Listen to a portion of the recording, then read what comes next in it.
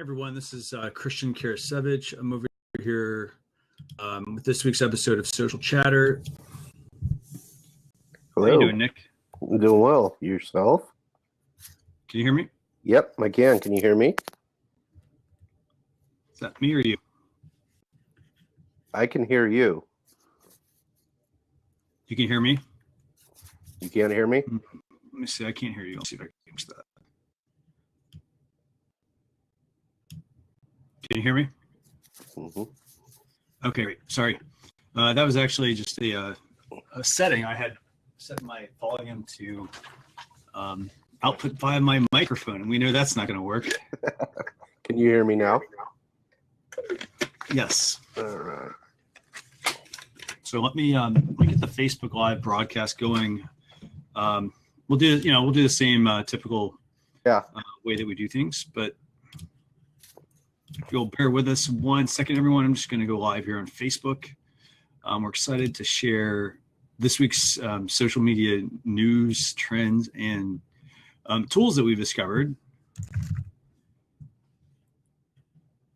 And I'm joined here by Nick. Do what? We got some good tools tonight. Yeah, and Nick Richway and co-host. Well, if you want to just give everybody just a quick intro, I guess. Let me get this set up and we'll go live. Sure. So there are about 5 stories that we're going to go over tonight.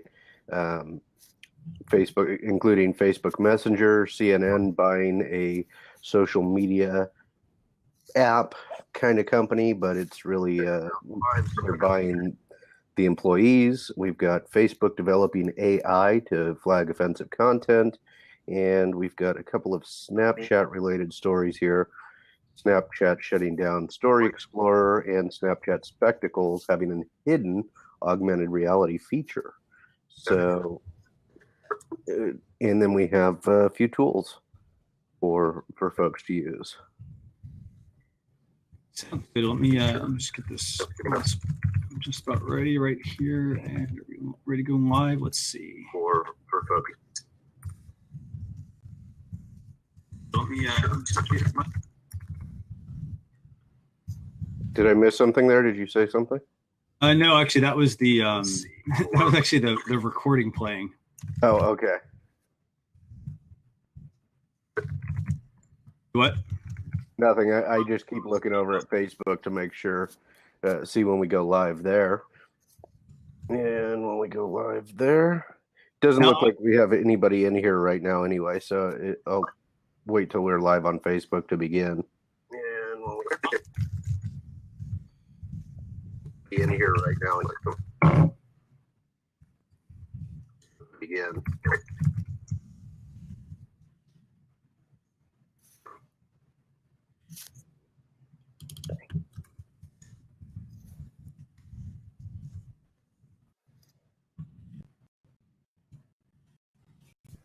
So I will say this: that process needs to be improved. How's it a Facebook with a redirect?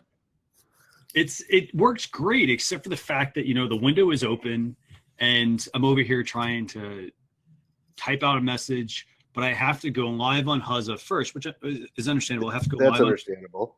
And then once that's done, then it pops up the Facebook live box, and I can enter all my information. But then, if it's open, it's actually pulling in all of the noise. So, for example, you and I were over here having a little banter, and it was still, it was kind of messing up our conversation because you were talking, I was talking, and then it was playing that while we were over there having a conversation. Right. I got you. I see now what was happening, because I could hear myself in a delay afterwards. So that's interesting. For the legal tech show that I do about every other week, I have not done the live to Facebook just because I assumed, because it always seems like it takes you some time in order to achieve what I assume would be easy. So I generally stay away from it.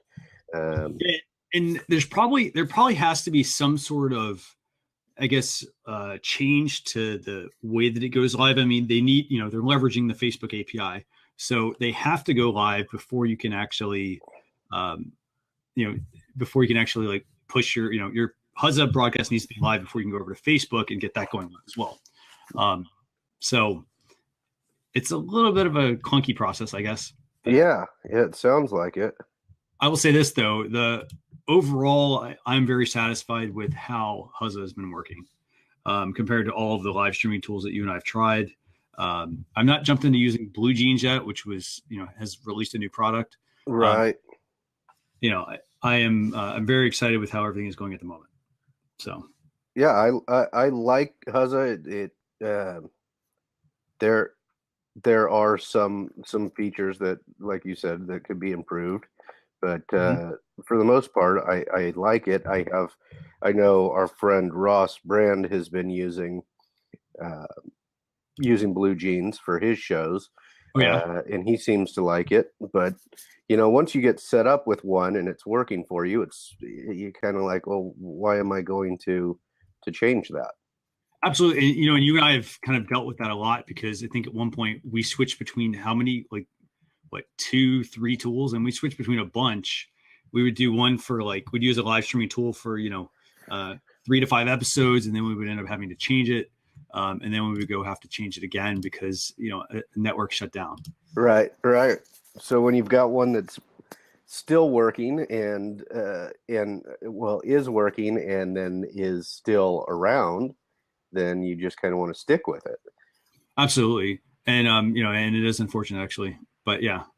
So we will get on with the show, huh? We'll talk about that later. So right. So okay, so first topic, what do we got? Let's see. First topic tonight is you can now play games on Facebook Messenger. Have you tried it yet? I have not tried this yet. How about you? I have. Strangely enough, it's a feature that I have tried before you on this occasion. From our mutual friend Vincent Orlick, who invited me to play Word a Lot yesterday or the day before, and it took it's sort of like a Words with Friends spin-off, it appears. And interesting game. I'm not sure that we have I'm not sure if we're continuing the game, because I played my word and I haven't received notification that Vincent has continued it. But it took a little bit of time to figure it out. But it's an interesting feature to get people to spend more time in the Facebook Messenger app. So can you do me a favor? Because I literally have not even tried to launch a game. How do you do this? Okay, yeah, this is, and I have to thank Vincent for making it happen. So let me go over there and try and. This is not going to be helpful to our viewers because they won't be able to see this necessarily. But so there's a screen share option on here, but I think the last time we tried it didn't work. Right. Yeah, we had difficulty with that. So I'm going to go over to you. Yeah. And then I'm going to in the bottom portion, so do you see the game? What do I do? Yeah, like if you've got your messages to me open. Okay, I got it open. Do you see the game, the controller? I'm actually not seeing it. No, I'm seeing the camera icon. I'm seeing the phone icon. And then I'm seeing on the bottom the camera icon, the text icon, the photo icon, the emoji, the GIF, the microphone, the $sign. Oh, you have the $sign now. I don't have the $sign. I wonder if you go to the more option. Okay, yours is probably under the more option where I don't have the $sign on. I've got the game controller. So I've got location. I've got request a ride. I've got a whole bunch of Jiffy messages, I guess. Oh. Features. Let's see. Well, I guess you're just not. I'm going to say that you're not special right now, Christian. I'm not cool enough to have Facebook Messenger. Yeah. You don't have the game. Let me see if I can start a game with you, and then you'll have the game option. That might be actually the way it works. That actually is a pretty neat little rollout idea, too. Yeah, it is. You roll it out to a couple of users. I'm going to start a game here called Words with Friends Frenzy against you. Yep, let's try it. And I'm just going to put in a word and see what happens for you.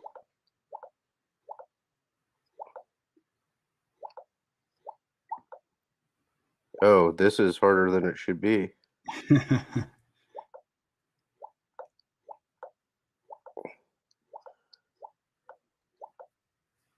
I picked the wrong game to test this with while we have people watching. By the way, your phone looks like gigantic there. It looks like Does it? Yeah. You get up close, look at you're holding like this huge like tablet size. Okay, so now that I've sent my first play, you should be. I'm hoping you have the option to play. Nothing popped up on your end. Nothing popping up on my end here. Interesting. Well, we'll have to, maybe it's an update. I'll have to see if I have to have my app updated or something. Yeah, I may have an update issue. So anyway, one more thing for people to. I think this may be kind of a time killer or time waster, unless it's something you're just hanging out having fun with, in which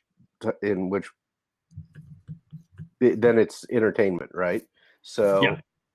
So I'm not sure how we could turn this for business unless they want to sit around and play games with their customers. Let's see. So how would I use Facebook Messenger games for business? If I were a business, maybe I want to consider building my own game. That's the only thing I can think. Would you build a game? Would it be an option for you? Maybe game developers are the way to. They might find some usefulness in this. Yeah, if I'm a game developer, I mean, if I'm a game developer and that is my business, so let's talk about it in that context. I think it makes a lot of sense because this is yet another way that I can take my, for instance, I could have the same game that I build for iOS or Android and potentially port it to Facebook Messenger. Right. And that's the way I see it being useful for a game development business. But if I'm just an individual like you and I look at it more like you said, a little bit of a time waster probably. Yeah, that's it's going to keep me on Facebook. Yeah, and that's the goal. If you're Facebook, that is the goal. Yeah, and so that's how I could see that being used. I don't really see a real strong business use case for it. Right. I don't either. I think it's more of a time in app. The Words with Friends, the Zynga games, I still play Words with Friends against one or two people. And, it's nice because I don't have to respond right away. But when I have some downtime, I can play it and kill time. So, it may be one more place for people to engage. Absolutely. And I think, just one last parting thought, I guess, is that I like the fact that Facebook is coming out with this. They're keeping people on Messenger. I'm wondering let's just take a guess here, but do you think that, this is actually going to come to WhatsApp at some point? I wouldn't be surprised. I didn't read anything in the article about whether or not it started there. But it wouldn't surprise me. Yeah. So I think that just the direction they're trending. I mean, I know they want. I'm kind of going back to the same thing. I think we talked about this a number of times. I'm trying to see our we talked about this with Instagram and Facebook. They got to converge. Our WhatsApp and Messenger are going to converge at some point because I don't see the point of having both platforms as a messaging tool. I agree. I agree. Unless it's because, is Facebook blocked in one country and WhatsApp is not? I'm not sure. I would assume they both would be. Right. So. Yeah. For me, my feeling is, it's always frustrating when I get a message from somebody on the Facebook app and then I have to go to respond to them and it opens up another app. Absolutely. Everything is, it's getting to the point where hey, like for instance, you and I, we're having conversations on Facebook Messenger. We're having conversations on Apple, iMessage, Evernote. We're using, not having conversations, but using. And it has the chat, it has some of that functionality built in too. Right. It's it's getting to be a really crowded space, I think. It is. I agree. So Which yeah. which I guess would take us to our next topic. I mean, Number two, the one we with CNN, right? What's going on here? the CNN purchase. Yes. Yeah. So CNN bought Casey Neistat. Casey Neistat is a YouTuber, fairly well known YouTuber, and he had an app called, and I don't know how to pronounce it, Beme or Beme. And CNN bought the app, or rather the company that created this app, in order to bring him and the Beme team under the CNN umbrella, which is kind of cool because here's a news organization. I think the last time I really saw a news organization purchase a social media related agency or company, I go back to the Huffington Post when it was just a blog. So this is the news media trying to modernize themselves, I think, and they brought Casey Neistat on as an executive producer, and they own the app now, but it sounds like the app is going to be shut down.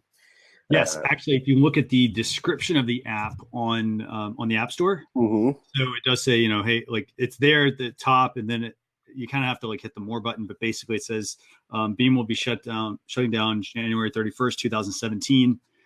This is the final build. Allows existing users to log in and request an archive of their beams and reactions. Right, that's right.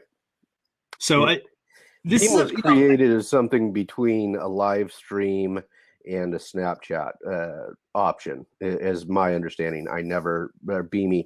I never played with it. I don't know anything about it. It never. I guess it had some traction very early on, and then just kind of petered out. They tried to do a relaunch, as I understood it, this year, and it was sort of a Vine, short videos to people, somewhere in between the Snapchat and in a full live stream. And really, it appears that CNN wants the creative people behind Beme and not so much the app. See, and that's kind of fascinating because, like, for instance, I actually never heard of this guy before. Well, sorry, let me rephrase it. I've seen like 1 to 2 videos that the guy did. He did one where he was like on a flying on a plane in like ridiculous first class. Okay. And that's the only thing that I saw from this guy. I never followed him. Not somebody I really even knew before this. I recognized his face only because I was like, hey, I watched the video. When I look at the app, when I look at the fact that, capture moments big and small, I mean, this looks, it kind of goes back to what you talked about. It looks just like any other messaging platform. It has a cross between FaceTime, for instance, because you've got the video overlaid on top. Right. And so I'm kind of looking at it like, why didn't they just buy Twitter? Everybody's question: when are they going to find the value in Twitter, and when is somebody going to buy it and turn it into what it should be, or is it what it should be already? Who knows? But it's. I agree. There's much more power in Twitter. Of course, it is a much bigger buy, isn't it? Yeah, I just look. I mean, because I look at this and I'm like, okay, great. Like you can have. You can send reactions. You can tell people react to your experience. You can share with friends, family, and compelling people from around the world. Now, if I'm CNN, this makes a lot of sense for me to buy this because I now have access to. I have access to a tool that, if it's what it is, sharing with people around the world, that makes a lot of sense for CNN to have this. Correct. To potentially also then to maybe even have, let's just say this. Let's say there's an article somebody's reading. Let's say maybe they add a go live button or something to an article where people could go in and share like their reactions to an article. They could incorporate it into the blog content, or they could even take it and maybe they want to take it and go live while they're there. Right. While they're actually at the event. So you can like record your reaction this way, or let me broadcast out. that's how I could see this being used. I mean, I think it makes a lot of sense Right. in that sense. But I would go back to your original question as to why wouldn't you just buy Twitter and then get access to Periscope as well, where you already know people are live streaming major events that are happening across the world, and then you own that content. Absolutely. And then in addition to that, I mean, I see this a lot of times on CNN. CNN is over there and they're embedding tweets and they're embedding videos into their content. Mm-hmm. So that's where I'm like, okay, like maybe you're right. Maybe they did buy just the team, for this, but I don't know. If it were me, I would have just bought Twitter. Yeah. And, judging by, I don't want to say judging, but a lot of the stuff that's been happening lately with Twitter, like I think one of their like directors, I think, just left, I think it was today or yesterday. Oh yeah. I missed that. Let me see. So I think, in that case, I'm like, well, hey, you know what? I think that it would make sense for, CNN to just buy them. I agree. It's granted, it's a much bigger purchase, and I think it sounds like I've only heard Casey Neistat's name just from being in social media, but I don't know anything about him personally. He's an influencer, basically, in a way. What's that? In a way, it's like he's a bit of an influencer, I guess. Yeah, an influencer, and it seems to me that they're buying his brand more than anything. Yeah, which I don't know. Maybe if the price was right, I mean they sold it just because the price was right. I don't know. Yeah. Because if I look at this app, I mean, when did they launch? And this is the part that's kind of weird. They launched July of 2017 or 2015, and then they sold a year and a half later. Yeah. I mean, yeah. Interesting. Not, for an app that, to me, at least, it seems like everyone else is already doing that. Already doing so. And which is why they're shutting down. They didn't want the app. It sounds like he probably worked out a deal to bring his team with him, and good for him if that's what he did. Yeah, absolutely. And, and it actually, it's good in a way. This is good in a way because it does get people, I think this is going to get people who are app developers. For instance, we know there's so many apps that are made that are just, multiple, like this video streaming app here, this one here, and this one here. And there's Periscope and Facebook, and, there's all these little small ones. Mm-hmm. So I guess this gives people, encouragement that their app will get bought at some point, maybe. And the most encouraging thing about it for me is I've stopped watching CNN because they've turned into pure entertainment. But the encouraging portion of it is that they're realizing that they need to make some changes in order to stay relevant. Absolutely. And I actually thought, when you started talking about CNN, I actually thought you were going to tell me, remember when CNN was talking about, or there's a rumor going around about CNN buying Mashable. Was there? I missed that one. Yeah. So that's where I was like, okay, that might be where, they would be going with that direction. It could very well be. They're certainly trying to do something different, and I think they need to do something different. So anyway, our third story of the evening is, what do we have? Facebook developing artificial intelligence to flag offensive live videos. This is interesting to me, and I think to you as well, because you and I both kind of like the things that are occurring in the artificial intelligence sphere. So in order to, we've had several Facebook Live videos that were that would be considered offensive. Shootings, accidents. There's been some crazy stuff. Crazy stuff. So some of that stuff's already happened. Some of it's being used as evidence in legal matters already. And so what they're trying to do they're trying to crack down on a couple of major things that there's been a big international outcry about. So what are those things? Fake news for one, and anything that's kind of terror related. So there was, during the election, they said that Facebook was responsible for sharing a lot of fake news Now that can be really broad and probably encompass some things that maybe weren't fake, but just weren't picked up by mainstream. I've heard a backlash about that, and others of it are just purely fake stories. So they're really having to juggle a lot of possibilities here.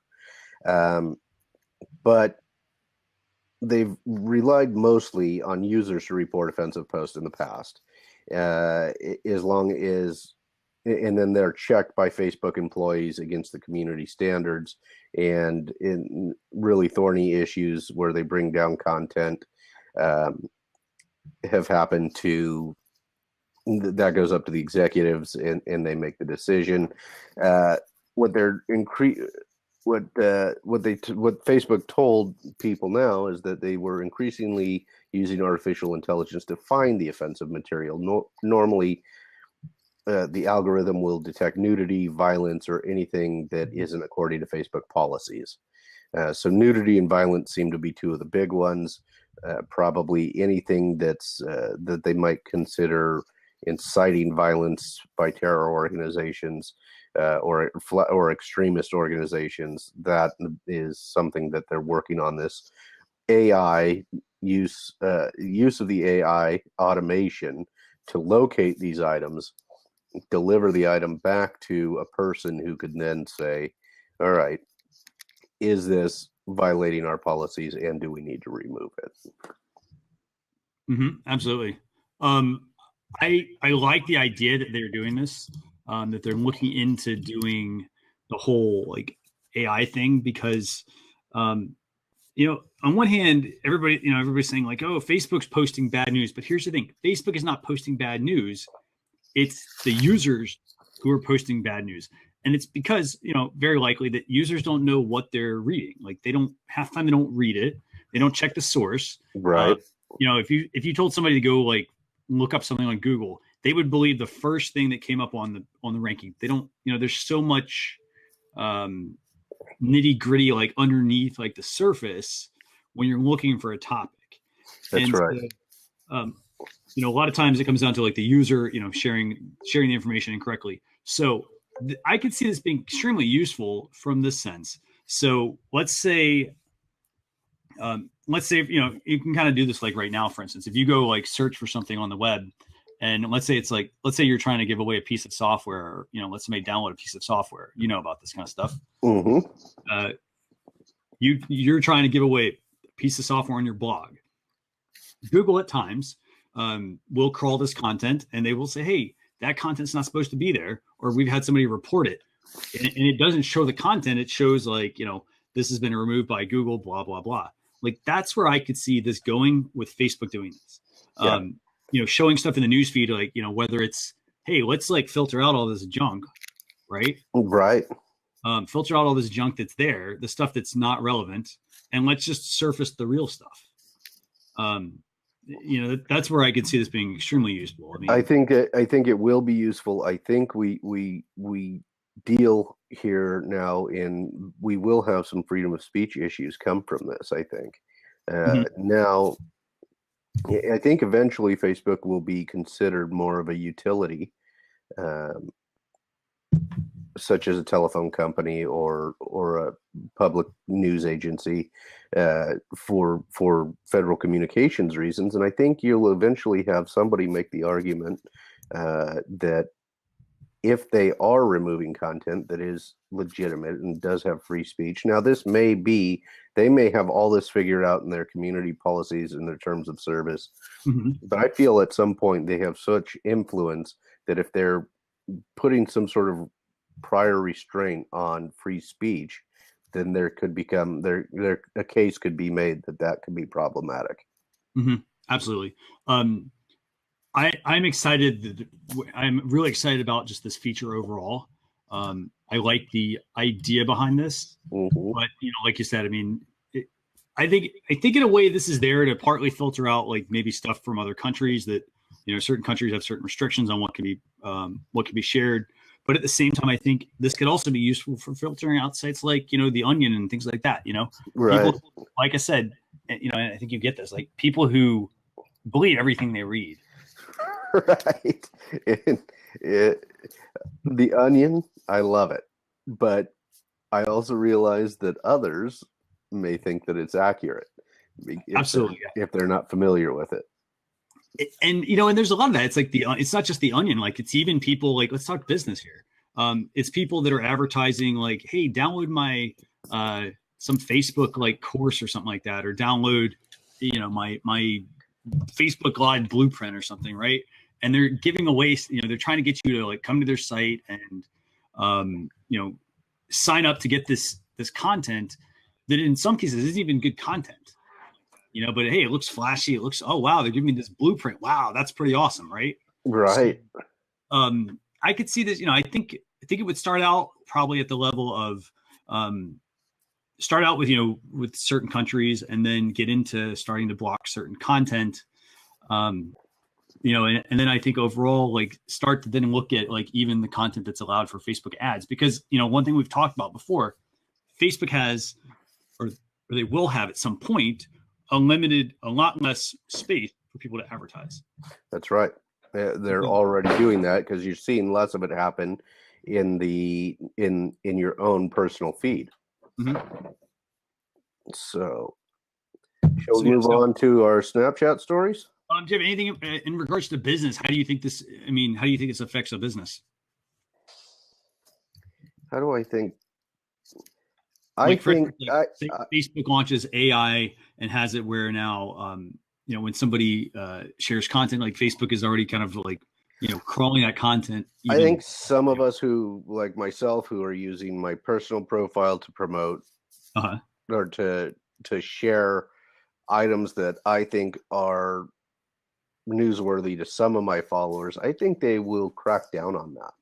Mm-hmm. I think that if it's legal tech related or something to that effect, and it looks more like business and less like what I'm doing in my personal life, I think they will crack down on that type of thing. And I think that'll actually be good, because it's funny because this whole thing will help clean up that whole problem with people using a Facebook profile for their business, like, or having multiple profiles. Right.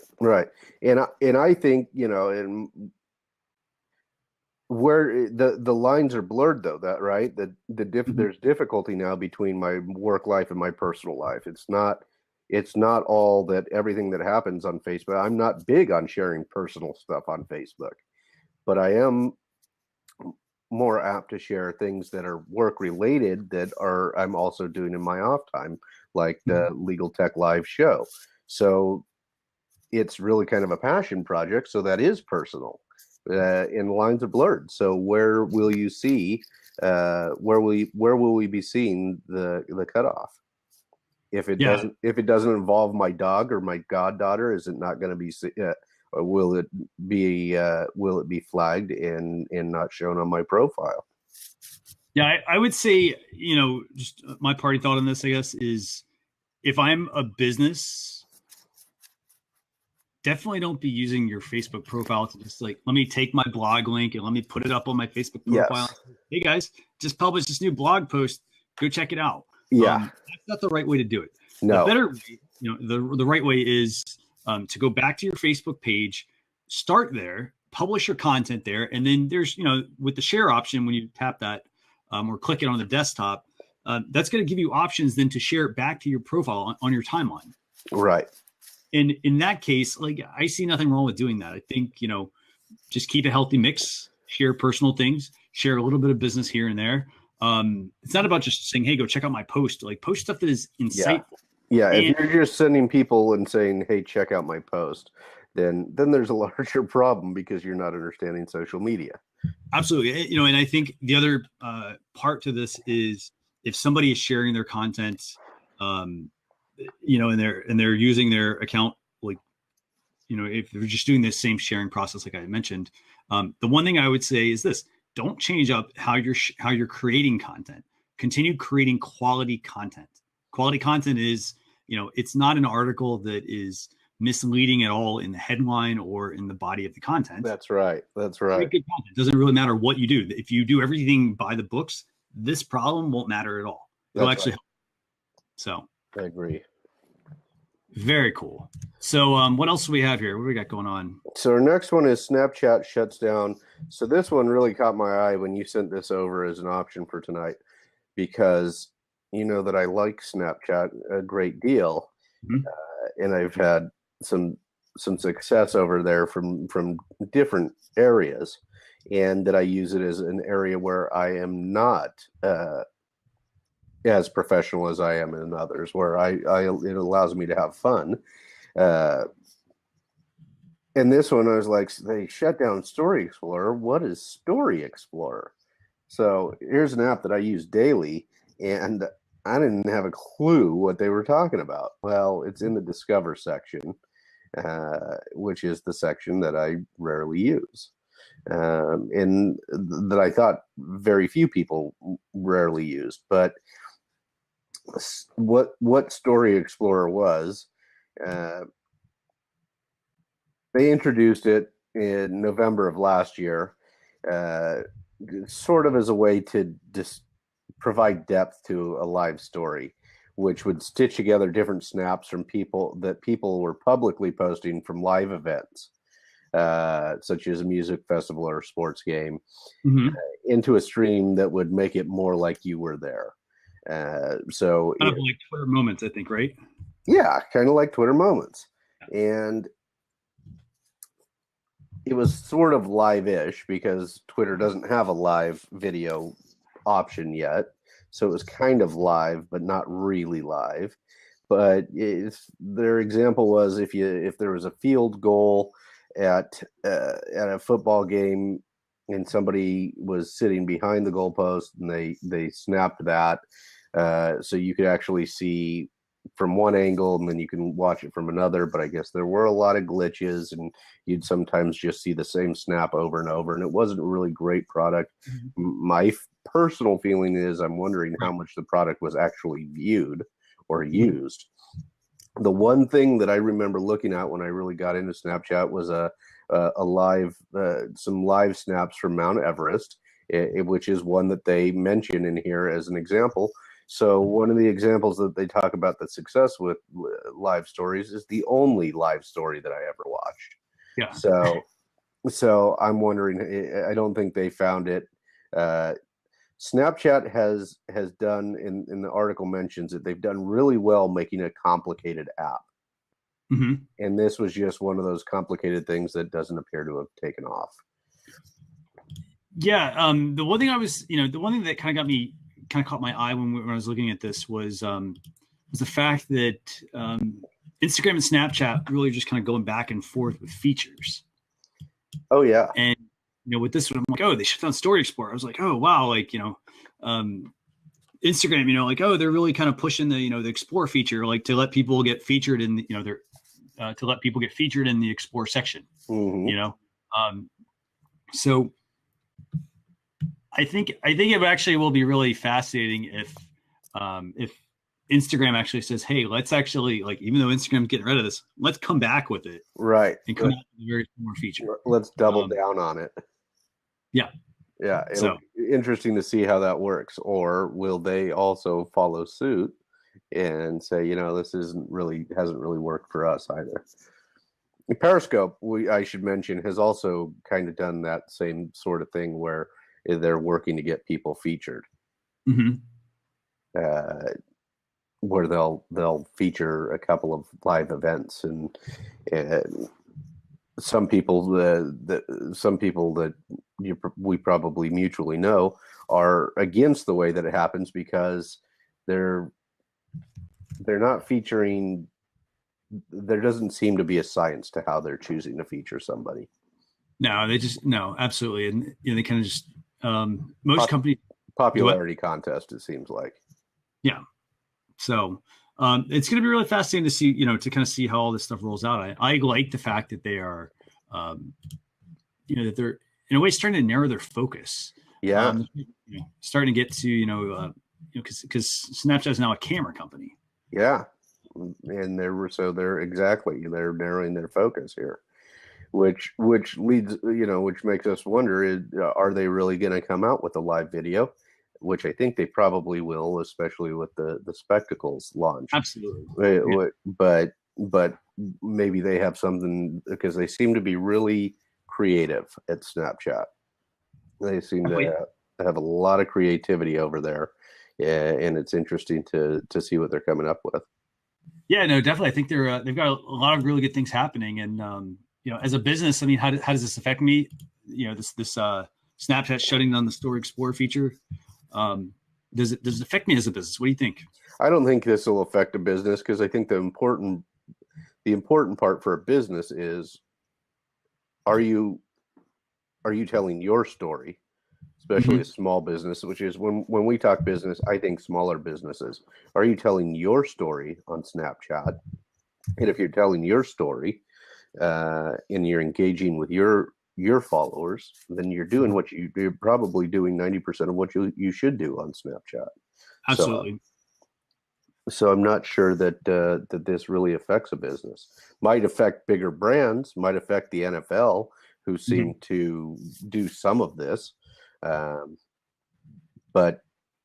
I don't think it's going to affect the small, medium-sized business.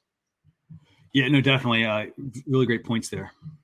So, but it also leads us to our next Snapchat story for tonight, and that is a secret augmented reality feature that was found in the use of the spectacles.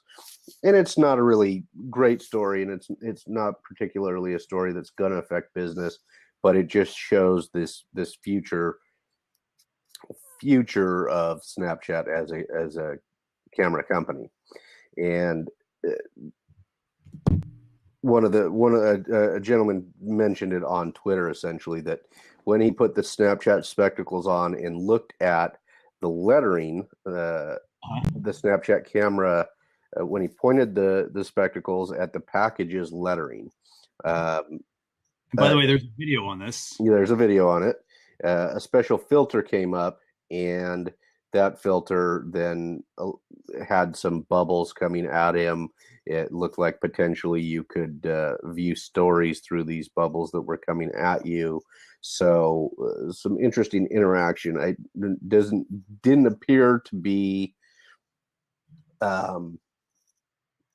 to have a usefulness in this current iteration, but might be just sort of a innuendo by Snapchat as to where they're going to go. Innuendo is not the right word. Video in there. I'm sitting here watching it. So when I read about like augmented reality, so the first thing that popped into my head was, okay, I've got these spectacles on. How awesome. And now, like, okay, I can look around. And I remember Yelp at one time had this feature built into their search. It was called Monocle. And it basically would let you hold your phone up, and you could see, for instance, if you're walking down the street, you see all the restaurants on this side and all the restaurants on this side. And it was awesome.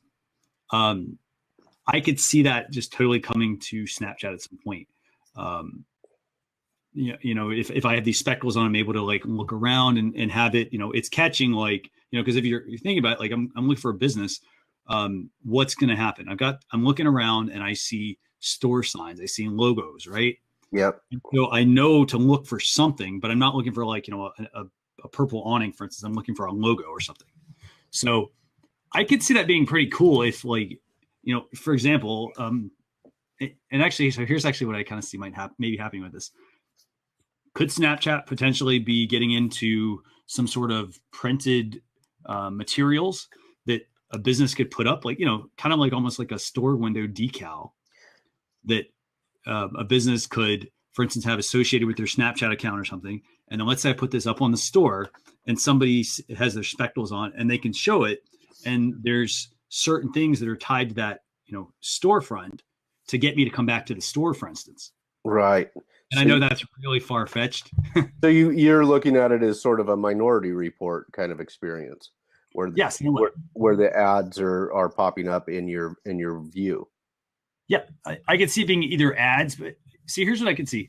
I could see it being ads. So, like, let's say let's give me an example of a business. Starbucks. Okay, Starbucks. Let's say Starbucks, again, this is all hypothetical. Let's say Starbucks put up some sort of like Snapchat-esque, decal or whatever in their window that that would link back to their Snapchat account or something, right? So this in a way could almost be like, secret content that the store shares at that location from their Snapchat account just for people that have spectacles on. Yeah. Now, I realize that's a very, very, very small audience, but that would probably get me, I think, out more. It would get me recording more, sharing my experience as this person has done, in this case, showing how they, saw this on their camera. Yeah. And then the business could, in turn, let's just talk about it from a monetization standpoint. Let's say Starbucks did Starbucks does this all the time. They put certain deals up for certain things. Like their app used to offer, for instance, iTunes downloads, free iTunes apps, like paid apps for free. They offer, now discounts for people that are certain, like, star levels and that sort of stuff, like rewards. I could, if I'm Starbucks and I'm on Snapchat, I could have certain offers tied for just my audience that's on Snapchat that's following me. That's right. And it could be, you could just do it as a free cup of coffee if you come in with your spectacles, so it's only spectacle users or Snapchat users at that point. Absolutely. It could be that. It could be, it could be come into the store. Like it could be, maybe there's like, here's something cool. Like you could get into like some sort of secret messaging. Yeah. So for example, not just for Snapchat users, but hey, Snapchat users, if you got spectacles, go to our store and scan, it gets back to QR codes and messenger codes and that sort of stuff. Scan our code with your spectacles. And, and at that point, by the way, I have a question on that, but scan our code, like a QR code, and tie it back to some sort of exclusive offer, some sort of bonus content that gets unlocked with spectacles. Yeah. Or I could see this becoming sort of a Pokemon Go type of experience again, where you turn it into a sort of a scavenger hunt. Search our store for a particular code. It very well could be that too. I mean, there's just so many really cool features. By the way, I have a random question for you. I don't have a pair of spectacles. You and I've talked about this a lot. Right. If I had spectacles on, so how like you have like Snapchat codes, right? Snap codes, and you scan them with your app or with your device and whatnot, right? Can I do that with the spectacles? I don't know the answer to that. I don't know. That's pretty cool. Like, let's just imagine like let's just think about the broader picture. A business starts to market their, themselves on Snapchat in their physical location. Somebody puts up a snap code in their window or something. I realize I could just take my phone out, but let's say I've got my spectacles on. Could I like scan that code and automatically follow them or something? That'd be pretty neat. That would be very cool. I'm going to go back real quick to a story that we did earlier in the evening on the Facebook Messenger games and share with you a drawback to the game. You may not be able to see this, but when I tried to start a game with you, I was at about 65%. And evidently I left the game open and put my phone down, and I just got the dinging noise. So I've lost about 60% of my battery in the last 35 or 40 minutes. Wow. So Messenger games may drain your battery significantly. So it's pretty clear that in order to use any of these features, and by the way, it doesn't matter if it's spectacles or Facebook Messenger games, battery life on cell phones needs to improve. Or efficiency on the apps needs to improve. And I feel like the battery life needs to improve before anything. Well, so it's one of those things where I'm a little torn on this because, I went to the app store to update some apps, and I don't always have this thing automatically on to update, right? Right. And I have a bunch, as these devices get bigger in size, I'm adding more and more apps. Yep. And then you're up to like 300 apps, for instance, or 500 apps. Let's say 50 of them need to be updated. Every single one of those things is a little touch point saying, hey, I need data. Mm-hmm. And there's only so much data that can get through that pipe at a time. Yeah, at a time. Correct. Which is why if you see the apps loading, you'll see them do it one at a time. If you say update all, and then you go back to your home screen, you might see the little circular buffering symbol, the new version of the buffering symbol, and telling you, hey, we're updating this right now. So you may, you're not going to be able to use it for a while, and then it may get stuck because it gets stuck on occasion. Absolutely. And so speaking of that, actually, if you go to update an app, there's only 3. So you can only do I think it's 3 apps at a time. Otherwise, once you do that, it basically puts them in a queue. We have a special visitor who was actually featured in one of the stories. Moshe. Oh yes, because I just actually tweeted him and said, hey, we were talking about his Snapchat. Yeah. Excellent. He joined in. Very cool find on the Snapchat spectacles, Moshe. Thank you. I hope I'm saying your name correctly. So, yeah, very cool find. Shall we? We're running low on time. Should we move to tools? Absolutely. By the way, just Moshe, just one quick question for you. I'm not sure when did you get your spectacles? Where did you get them? How hard were they to get? Can you get some for us? Is that inappropriate to ask? I'm still working on some, but yeah. Oh, okay. You got them in Santa Monica Thursday. Okay. Oh, very nice. They look really cool. So, Moshe, did you find the hidden augmented reality option?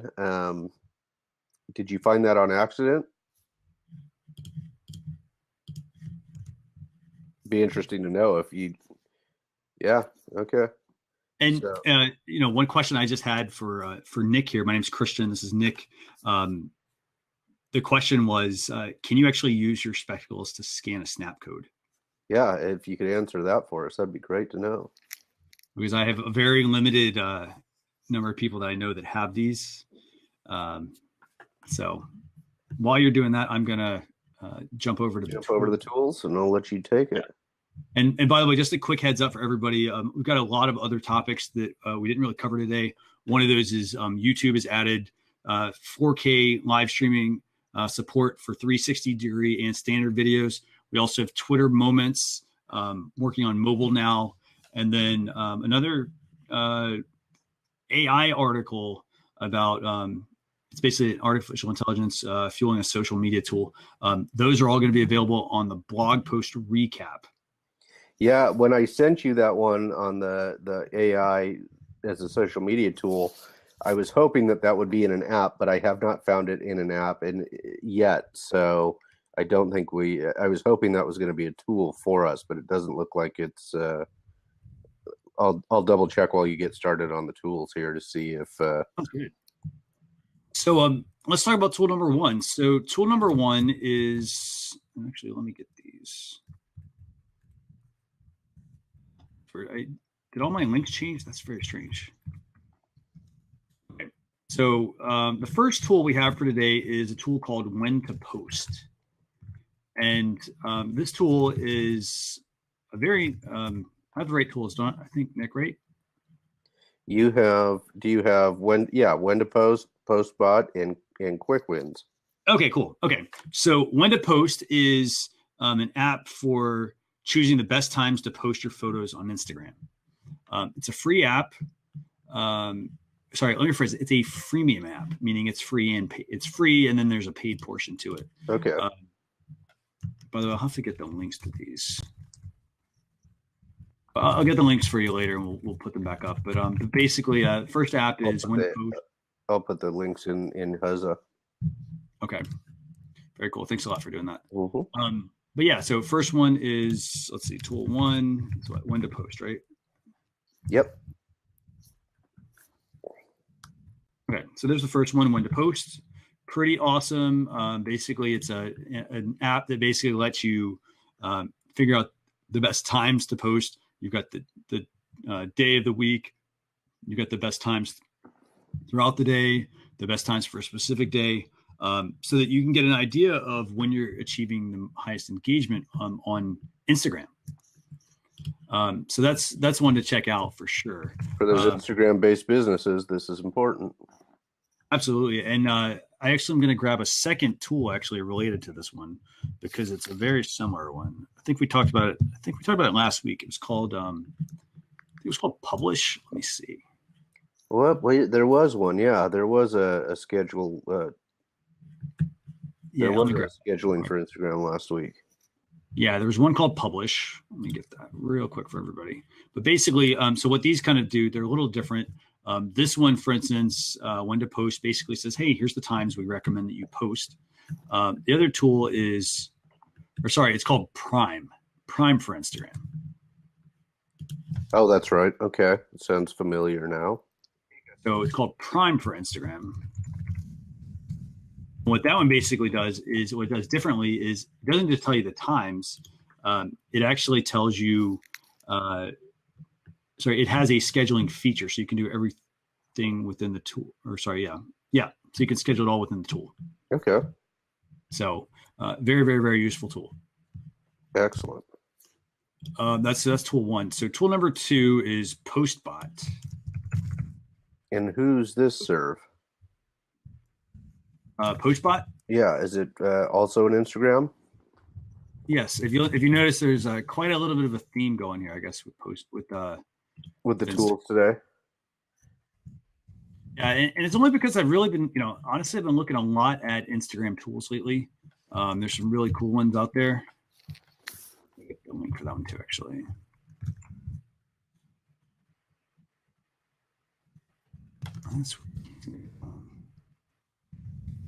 Okay, so basically what Postbot is, Postbot, again, it's an iOS only app for Instagram. It's basically going to help you pick your best times to post, but it's also going to help you with the tagging side of things too. Okay, that's good. So basically, you say, hey, here's the best days, here's the best times to post. But they also have a feature where they show you the best hashtags to pick, picked by artificial intelligence for gaining likes, comments, and followers. And then you can also get predictions before you post using this app. Excellent. So that's Postbot 3 for Instagram. And then, unfortunately, the way these tools work, it does remind you when to post to Instagram. So it doesn't actually do the posting for you. But I really like the feature that they offer because they give you the ability to pick the right tags. To me, tags are important. Very important. Anything on Instagram, you need tags. And so that's tool 2 for today. All right. And wrap us up. What do we got? QuickWins by Staples. We learned about this one last week. We did, yes. And I'm sorry I don't have all my links ready. I got it. Gotcha. Thanks. And so what this one basically is, QuickWins by Staples. This was actually brought to us by one of our viewers, Kelly Kavanaugh.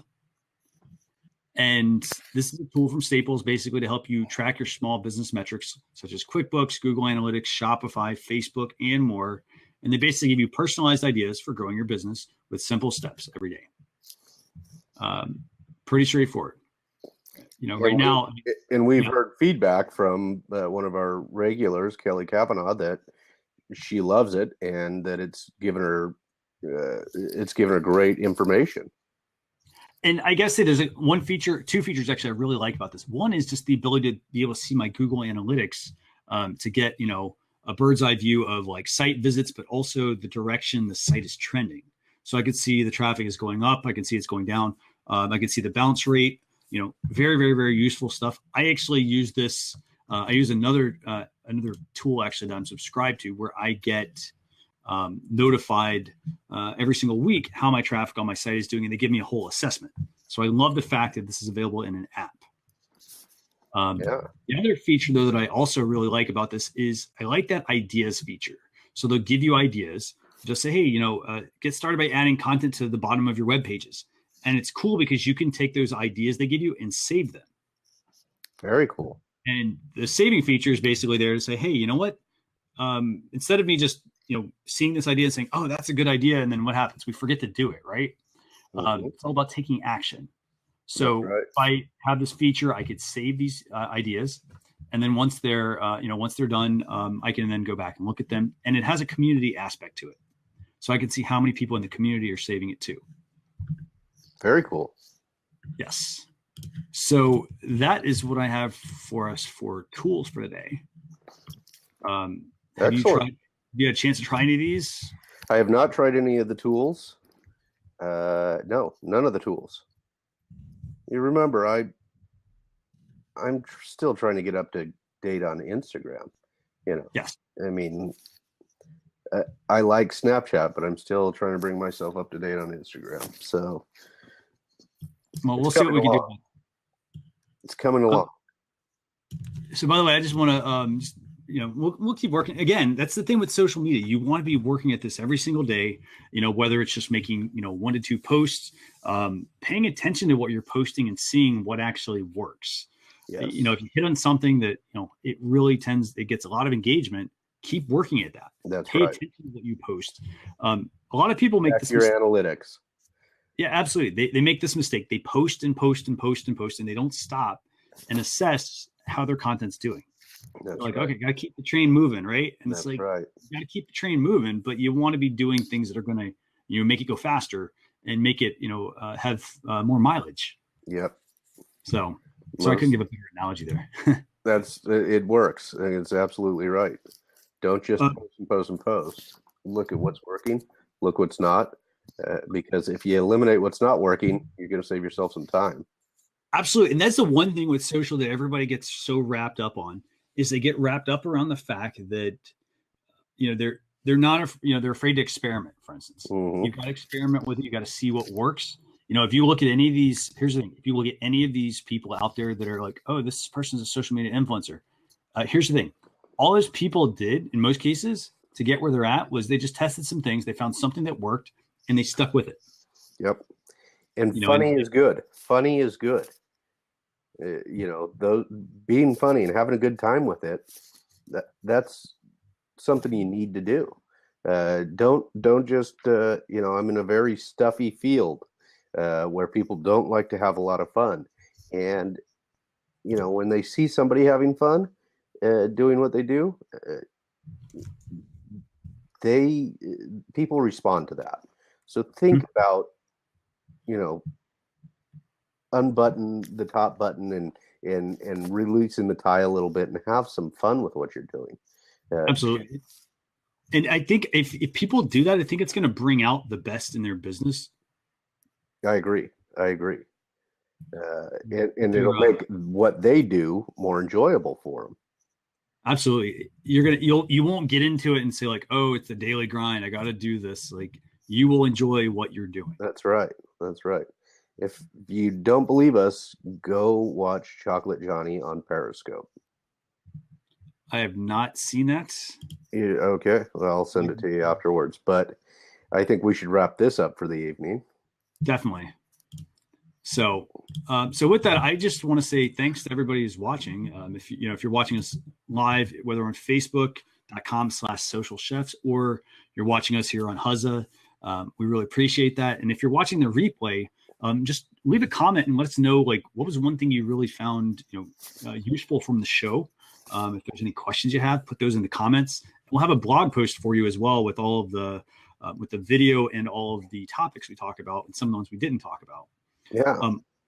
With that, if you want to subscribe to next week's show, we also have the show already ready to go. All you got to do is go there, subscribe, and I think they get a couple of emails that notify them when. Yeah, they get one. I think a half hour before, and then like 5 minutes before, or at the time that it begins. And then lastly, if you want to get notified about the post, we do also have an email list, basically where we send out, just curate our best curated content every single day to you Monday through Friday, and you can just go here and subscribe. So it's socialchefs.com/subscribe. But Nick, any parting thoughts for everyone tonight? No parting thoughts tonight. I hope it was beneficial, and we'll see you next week. And a different time next week. Yeah. When's next week's show? Next week's show is on Monday. So it'll be a quick turnaround this week. And because I will be out of town next week. You got that absolutely right. It's going to be a quick turnaround. Quick turnaround. It's going to be a very, very, very. But we did have some fun the last time we had a quick turnaround, and we had more of a discussion topic. So maybe if the news isn't isn't wild over the weekend, maybe we come up with another discussion topic that was kind of a fun way to change things up. Absolutely. So, all right. Have a good night. You too. Thanks a lot for joining us, everyone. Bye.